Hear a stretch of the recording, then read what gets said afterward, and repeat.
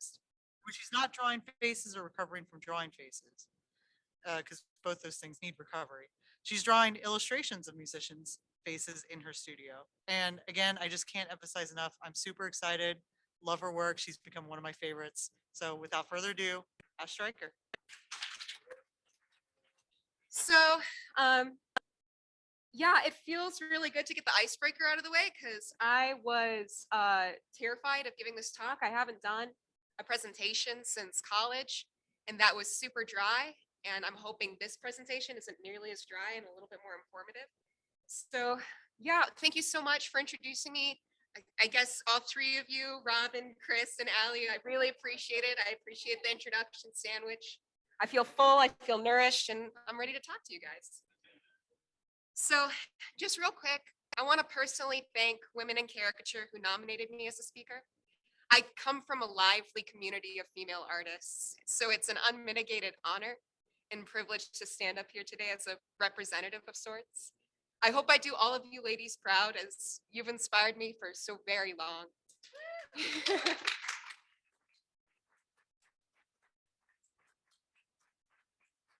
And I'm also looking forward to seeing some of you speak this week and in coming conventions. But yeah, enough of that. Let's get into digital art technique.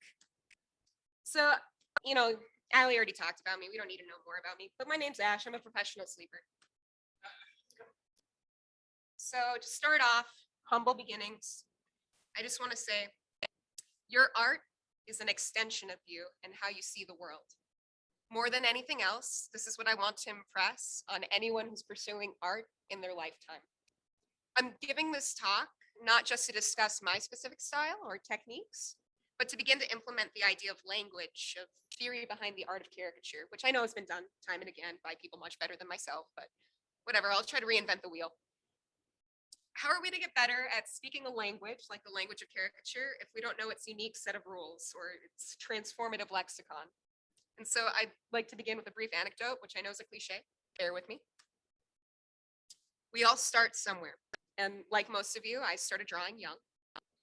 What we need as growing artists is encouragement. Someone else needs to recognize our potential and help us realize it. As we get older, we must be the ones to realize it ourselves. One of the people that helped me in that regard was my first grade art teacher. One day she assigned self-portraits to us and gave us little compact mirrors to work from. And I wanted to stand out for some reason. So I tried really hard to focus on drawing what I saw, not just what I thought I looked like. This resulted in like a bizarre cracked mirror effect in my eyes. And she said to me, "Why did you draw your eyes like that?" I thought she was mad at me at first. I mean, if you saw this drawing, you'd think it was hideous. Here, I tried to recreate it for you. God awful. See what I mean? My fat little fingers didn't quite know how to hold a marker at the time. Forgive me. But real quick, I drew my eyes like that because I noticed something I hadn't before at the time. Irises are composed of these innumerable striations, a quality that captivates us so much. We draw more eyes than anything else in our lives. This is a fact, and you can't convince me otherwise. You have 30 drawings of eyes in your sketchbook right now. Don't lie to me. But anyway, she told me to see her after class, which further entrenched me in the fear that I was in trouble. But something else happened. She gave me an old PC art program. I had a family computer at the time and toyed around with MS Paint growing up, and I think she could tell that I like to draw more than my peers. This was my first real art program, if you can call Crayola making a masterpiece an art program. And I thank her in large part for kicking off a journey of digital exploration in my life. Everything has a catalyst, and I think this moment was mine. All of that's to say, it's gonna lead somewhere, I promise. I do digital art because I grew up during the digital boom. It wasn't something I chose. It more so arose from my exposure to digital media. We don't choose to be who we are. We discover through lived experience what enriches us and what doesn't. If you're here today or viewing virtually, art enriches you. Caricature does. And you want to be better at it, not necessarily to just stand out, but because you love it. Love is what binds our passion, and by extension, us together. Just as my love of Crayola Make a Masterpiece and MS Paint found my passion to digital media. And while I can and will share with you how I make my art, I'd also love to explore why we find community in caricature in the first place. So maybe digital art isn't your forte, but you want to know more. That's the key to being the artist you're meant to be: curiosity. So we're going to go over some digital art basics. I don't want this to be too redundant, but it probably will be, because a lot of you I know are somewhat fluent in Photoshop, Procreate, Illustrator, but just to cover all my bases. And a quick disclaimer, I work primarily in Photoshop, and anything you see demonstrated was made in that program. Adobe isn't sponsoring me though, so I won't tell you to use it, but I get the most out of the program for the media that I want to make. It's very versatile, so many features. You can do animation and vector art in it. It's amazing. But if you're not privy to Adobe, fear not, because most of these principles apply to other art programs. All right, so let's start off with the tools. Like I said, this is going to be a little redundant. Let's go over the tools in most digital art programs. I'll spend the most time on the brush tool and the smudge tool, but I encourage you to use every resource at your disposal, and there are a lot of resources. The more you understand your art program and the tools it has to offer, the more you can do with them. But take it one step at a time. Challenge yourself to draw with just one brush, and then draw with maybe just the pencil tool, and then try out the stamp tool. Have you ever painted with a stamp tool? It's tight. It's so cool. Make something reductive with the eraser tool, like you just have like a block of value and you carve away at it. Or, play with the lasso and gradient tools. You can do some really cool stuff with that as well. And when you practice with those other tools, you can bring them all together in one piece. Like you just do these little exercises, challenge yourself and become familiar with the many tools that you have. And then when you bring it into, a fully fleshed, finished piece, it's going to be stronger for it. So the brush tool is probably the most important tool that we use as digital artists. They have versatility, dynamism, and so many settings you can alter to make vastly different aesthetic profiles. And while I know bright, shiny new brushes are exciting, my number one piece of advice that I learned from Mark Brunet of QBrush: master default brushes in your art program of choice, no matter how dull or unimportant they seem. I can tell you many of your favorite digital artists usually use the top two brushes that you see in the diagram there. If you can paint something with just the default brushes, migrating to custom brushes will come so much more easily to you. And I wanted to demonstrate why we might use different brushes. So on this slide, here are some of my pieces, and I use 3 different brushes for all these pieces. Oftentimes, your rendering style can be executed identically. You're painting the exact same way each time, but with different brushes, and the brushes alone completely inform the voice of the piece. MF Doom is sharp, angular, and light textures creep up in blocks of color. That's due to the flat painting brush that's appropriately named Best Painting Brush that I use, which is crispy with this mild texture to it. I love it. Benedict Cumberbatch and Tom Hardy have a stylized cutout feel to them. I used a charcoal brush without enabling opacity, so blocks of color are laid down without gradation or blend. Any blending seen is achieved by the smudge tool, or a technique I refer to as ghosting, and I promise I'll get to that later. And finally, Amy Winehouse has a softer feel, with certain edges more well-defined than others. Ultimately, in each piece, you can see how the brush created the overall look. So play with the brushes and see what different ones do to your style, do to your work. I didn't want to talk about the smudge tool too much, but it's pretty large in my own practice, my own studio practice. I use it a lot. I wouldn't say it's necessary for digital painting, but because my work focuses so heavily on edge interplay, I find I use it often to define softness and form. When you're working with human faces, it's all about when to have soft edges and hard edges. This can be achieved through low opacity soft brushes, but I like the smudge tool because I can maintain some of the texture and some of the original life of the cursory painting. I demonstrated a smooth blender on the left here, which will even out texture, and then a rough blender on the right, which more so push values around without mixing, kind of like finger painting. Both have their applications depending on the style that you want to achieve. All right, and because I wanted to cheat on this slide, I'm just gonna let this play. If I can, let's see. Ah, there we go.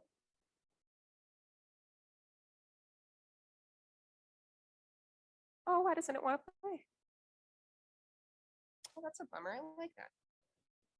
Thanks, Ben. Should I try reloading? Would that work? Do it? All right. Oh, that's why. That's why. Should I change the network? Yeah? Okay. This is cool. It's like I'm IT.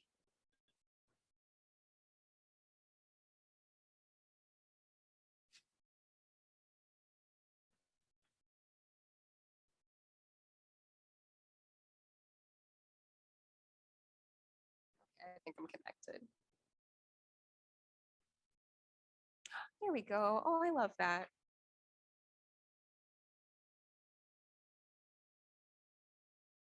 Okay, I hope this works. I really like this video. What was that?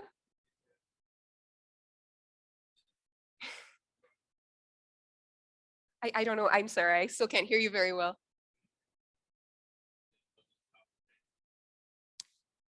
It's a reference to Doctor Strangelove, yeah, but it's not about the movie. I wish I was that clever. Does it go this way? No, it goes this way. You guys are seeing all the magic behind the scenes. Okay, perfect. And we can see it. Perfect. Hi, Weekend.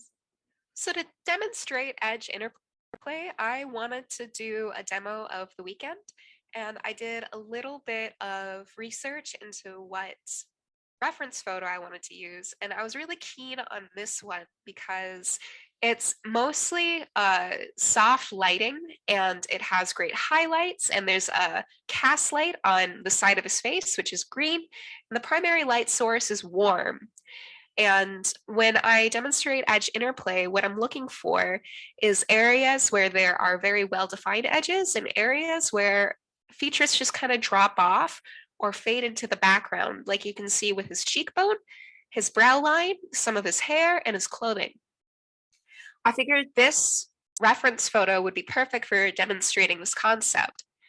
And in caricature and studies, life drawing, even landscape or still lifes, edge interplay is so important in capturing the verisimilitude of your subject. Because in reality, there is this effect where objects kind of have multiple dimensions to them. And that's partially to do with the fact that when we look at a subject, we are with two eyes at once, not just one. So what happens when you say, look at your hand and close one eye? You see one angle of your hand. And then you close your other eye, open up the one that was closed, you see a different angle. This is the reason why when we look at people or objects in space, they have this kind of intangible depth to them. And really great paintings know how to capitalize on this effect. And I'll get into that later on in my talk. But first off, let's do some housekeeping with this painting. I'm primarily using two tools, which is the Photoshop brush tool, and the brush that I'm using is the soft round pressure size, and the smudge tool.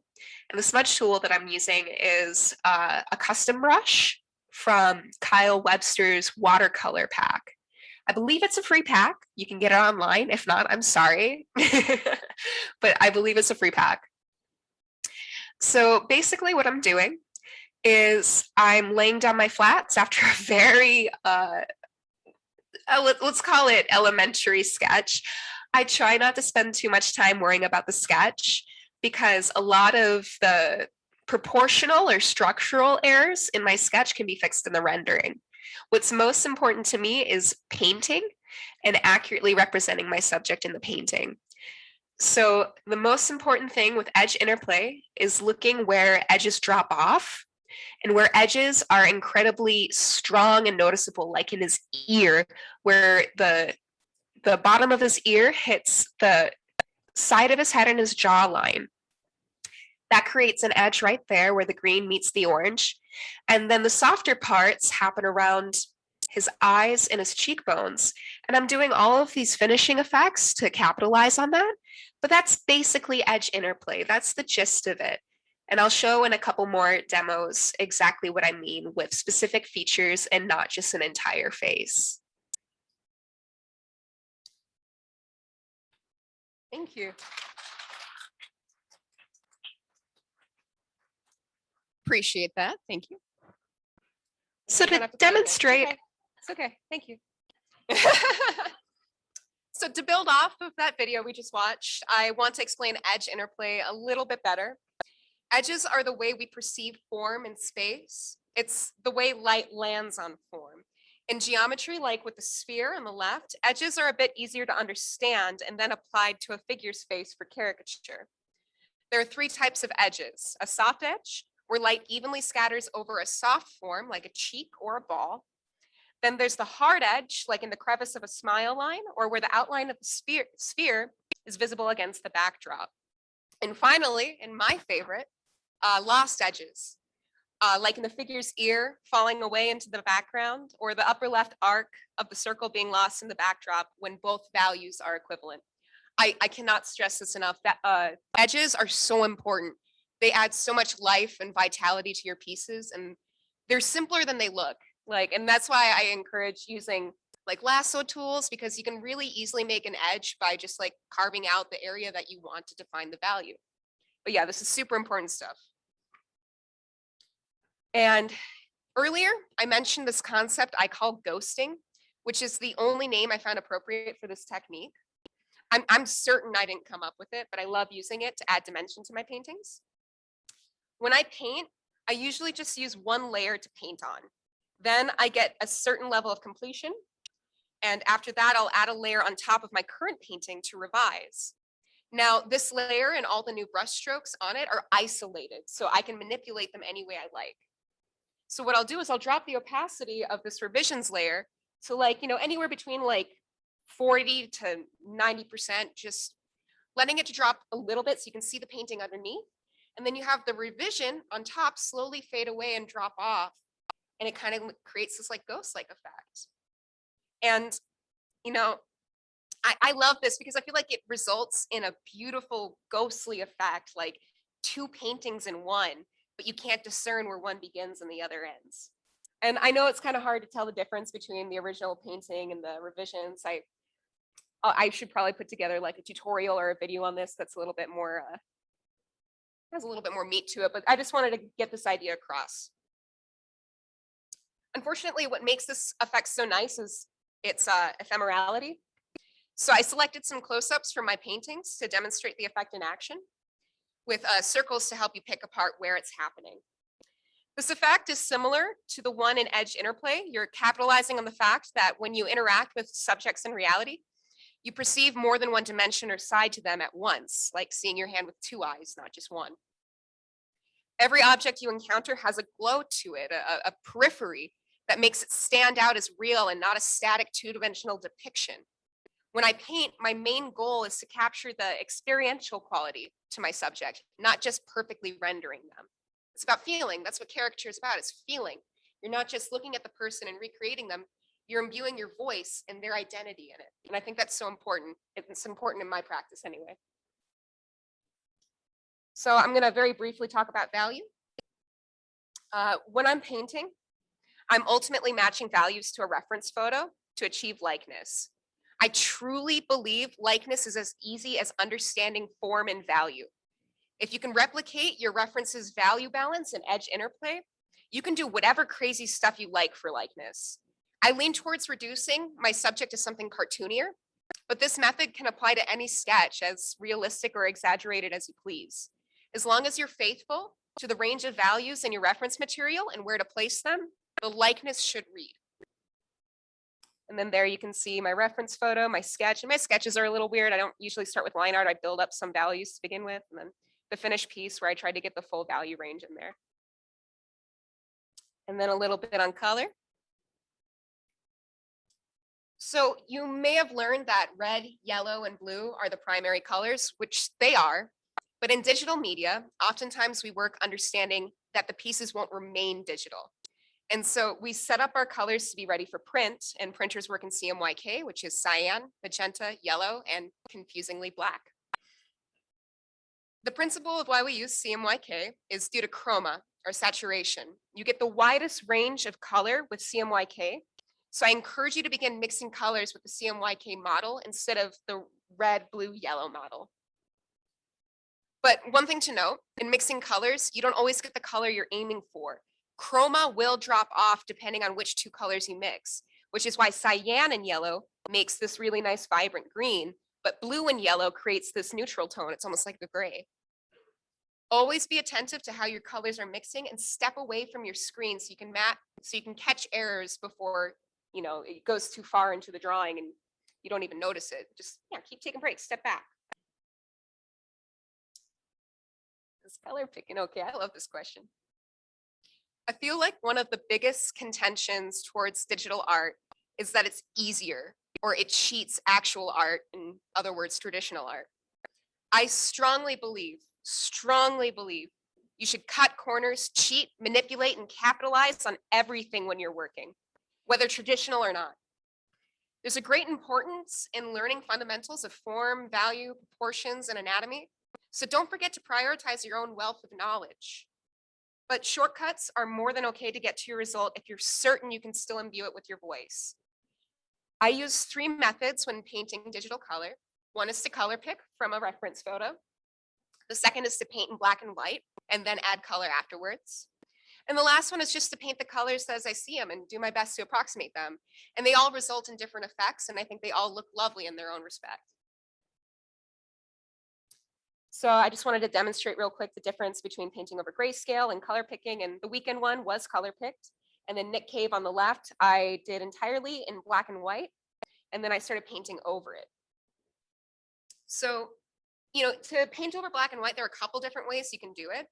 You can add a multiplied layer of color on top, or a color layer underneath the grayscale painting and have that set to multiply. At that point, you lay flats and tidy up. You can also set your color layer to the blending mode color, which I don't know if a lot of people know about this, but color is a lot like multiply, but it doesn't deaden your values. Like you don't lose a lot of chroma like you would with multiply. So I really like using that one, and that's what I use for Nick Cave is I put a color layer on top of the black and white.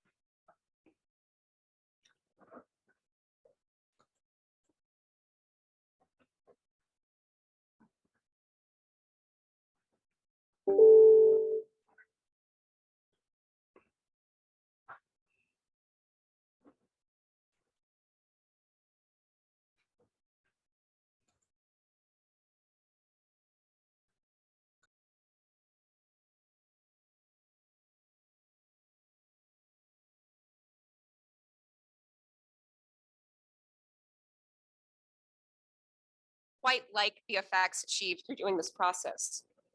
I use like 5 main effects and I switch them out from time to time. It's usually just filters that I'm applying from Photoshop, but a lot of these you can also use in Procreate because I know my Procreate fans are out here. So what I usually do is I'll apply a Gaussian blur, a halftone map, a noise layer, a gradient map, and an anaglyph effect by adjusting the file's channels. And it's easier to do the anaglyph effect in Procreate than it is in Photoshop, but I'm going to demonstrate it in Photoshop if you guys are privy to that. So here's some close-ups of these effects. I'll show you in detail which ones I use, but be exhaustive in your own practice. Try everything. I use the oil paint filter to some pieces because I like the dimension it adds, and that's also a way to imply texture analog. And you know, the emboss filter is really nice too. I didn't realize I'd like the emboss filter. It's ugly, but if you know how to apply it, it boosts it. It really does. And you know, you should also correct your painting with like contrast settings, playing with a number of colors in your profile, like with the posterize tool, or replacing colors with the color replace tool. There's so many things you can do. Just use everything, use everything. Yeah, just learn how to use it and go wild, man. So right there, that's why I do it. It corrects untidy rendering, adds dimension, creates this paper-like effect, and it looks like you spent way more time on it than you actually did. That's why I love it. All right, so I'm just gonna run through these real quick, demonstrating each of the effects, and I'm gonna show them in Photoshop because it's not always easy to see how these effects are achieved in Photoshop. So for this one, it's Gaussian blur. So we're gonna go up to our filter menu, down to blur, Gaussian blur. And then we set it to however blurry we want it to be. I like that amount. And then this is the trick. This is a secret. You want to fade it. This is something unique to Photoshop that I adore. And you can fade it to a certain extent so you can still see the image underneath. And then you can set it to like soft light, multiply, color. And isn't that beautiful? Yeah, I love that so much. When I found out about fade, it changed my life.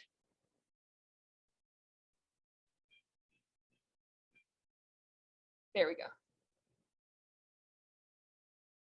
And then this is the halftone map. Again, this is easier to do in Procreate. Filter, I believe it's pixelate, halftone. And then all of those values really do matter to make it work. The lower the number, the more halftone dots you see, the higher the number, the less you see, so they'll be bigger. And then again, I'm fading it. And I usually drop this one down to like 4 to 10%. I don't want to see it too much because then it can distract you from the actual painting.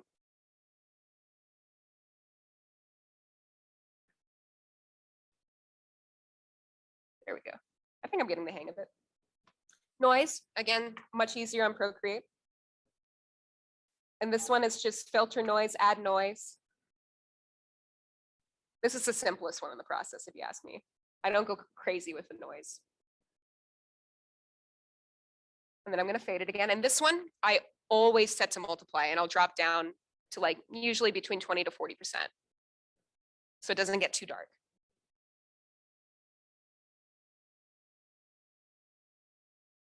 And this one's really important. So this is the gradient map. And what I do is, and I'll play this for you, is instead of applying the gradient map as a filter, I'll apply it as an adjustment layer so I can play with it on top of my painting without, you know, having to commit to the look of it, which makes things so much easier. It opens up this menu here where I can scroll through all the different gradient maps I have. And yes, I know I have a lot, I have a problem. And you go through them and you play, and then you set them to different blending modes to see what looks nice. And it really adds so much depth to your color profile. And this is what I'm saying, like it's cheating if you want it to be, but if you know how to use the tools, then you know how to use the tools, and it'll really make your paintings look better. I like using gradient maps that have a lot of different colors and create that stripe effect, because then it brings out like the pixelation and it gives it like a pencil tool effect for your painting. And that adds to the analog look that I'm going for. And I'll usually drop it down a little bit so it's not glaring, but it's still noticeable enough that it reads as paper. So you can see I'm still just playing. This is like my favorite part of the process. And then finally, anaglyph, the anaglyph effect. So for this one, you're gonna go into the channels and you're gonna have your different channels selected. You'll select the entire piece while you're in that channel and bump it over just 1 or 2 pixels. And then you go back to check and you just keep playing until you get the desired effect. And what it does is it offsets your colors so that you have like this like glowing ring, this anaglyph effect on the edges of like value and form. And it looks so cool. I'll give it a second to zoom in here so you can see it better. The blue channel is my favorite. I really like that one. It's not too obvious. And there you go. So that's basically it. That's basically my process. And before we move on to the Q&A, I want to leave you all with this lovely Nick Cave quote. It's the opening line to his book, Stranger Than Kindness. It reminds me of us, our pursuits, both as people and caricature artists.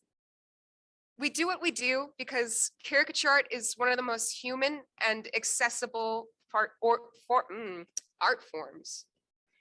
We define the insularity of the individual we draw because we recognize they are deeply themselves, not an approximation or amalgamation of others, but this one unique soul in the masses. I love our art, and I know you do too. And for that reason, I'm humbled I may speak to you today. Thank you.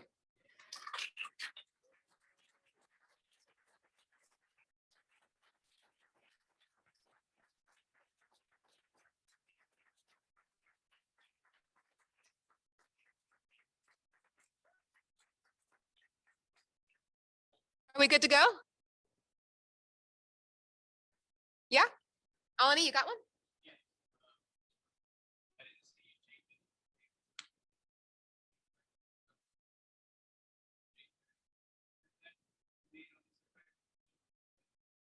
So yes and no. I usually only paint on one layer, so that's exactly what it's going to look like. It's just one layer that I'm manipulating.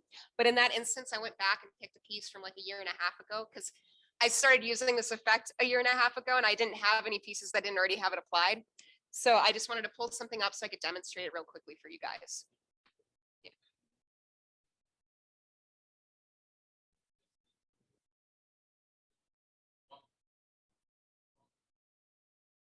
The anaglyph? Yeah. Oh, absolutely. I'm sorry. So Alani's first question was that it seemed like I was working from an old piece, which I was, and he was, yeah, and it looks like I only use one layer, which is the case. And then your second question was,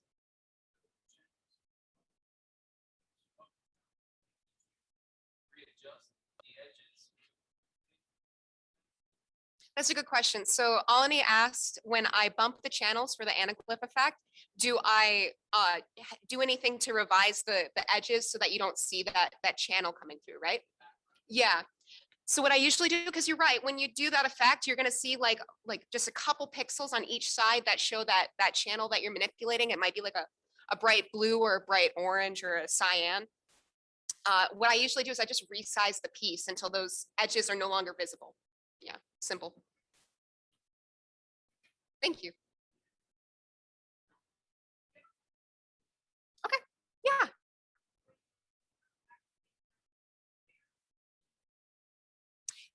So it starts as one layer, which is the black and white painting. And then I'll add a layer either on top or below, depending on how I want to add the color. And then I have two layers at that point. And once I've done, all the coloring that I need to do, laying down the flats, I'll merge them and then do any rendering I need to do on top of that. It's usually 1 to 2 layers at any given time. I don't know, maybe I'm ADHD. If I have too many layers open, I lose track of what I'm doing. I'm bad with that.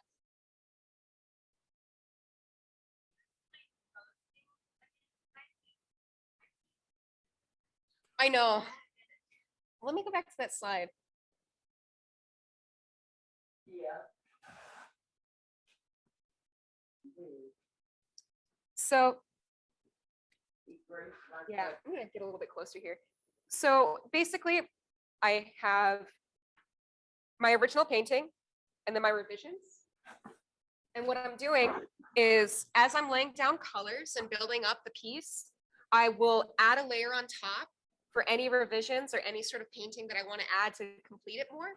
And once I've done those revisions, I'll drop the opacity of the layer so you can only like see some of it, or it starts to fall away a little bit and it has that ghost-like effect. It's like rings around cheeks, or like values and textures that seem like they're almost there but not quite. You're not sure if I meant to put them in there. And you can kind of see that in some of these drawings. Like that's a little ghost right there. I painted over and then I drop the opacity until it's just that barely visible little mark there. And I love that. I love those little moments in painting. Or this texture right here.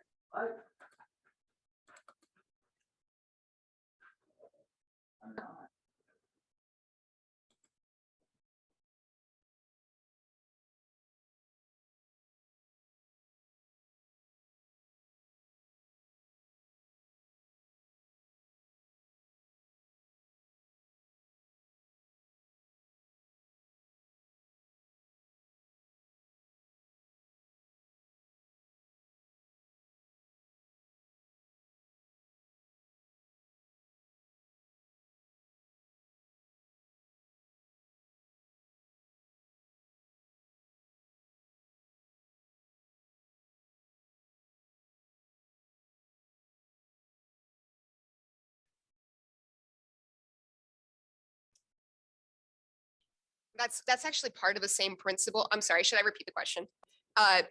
Alani was asking about the posterized effect. He didn't notice it in the paintings that I had up during the lecture, but it's a very jarring effect. So what I do is when I do use it, it's similar to the ghosting technique. I drop the opacity until you can barely notice it. I want it to be there, but barely notice it. A lot of my practice is just building up certain visual styles on top of each other. So it creates like this whole identity, this whole voice.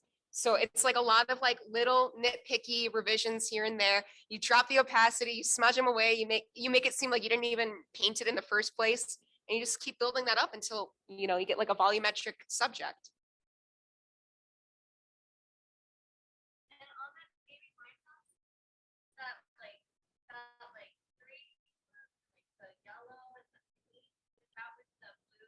Yeah, that's the channels. Yep, only a couple pixels. If you go too far, it can be kind of jarring and you lose like the visual acuity. You don't always read it as quickly and it's not as smooth. So I only bump it a couple pixels because then I think it makes it, you know, it feels like it has more form to it, like you can grab it. Thank you.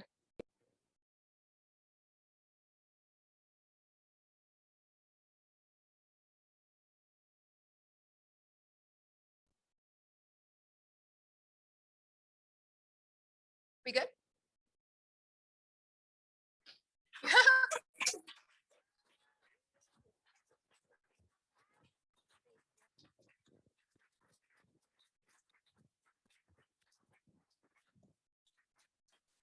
Thank you again for having me.